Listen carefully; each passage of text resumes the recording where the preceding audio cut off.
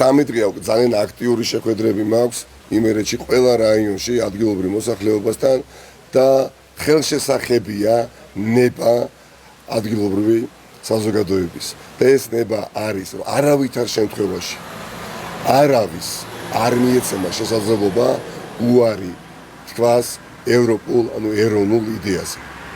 ბუნებრივია იმერეთი ვერ იქნებოდა გამონაკლისი.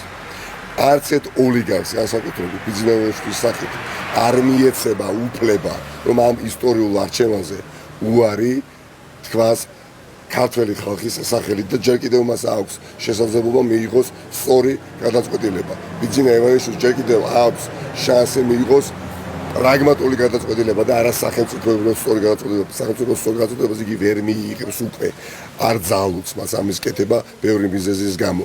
მაგრამ პრაგმატულად მან შეიძლება გადადგას ნაბიჯი და რას გულისხმობ.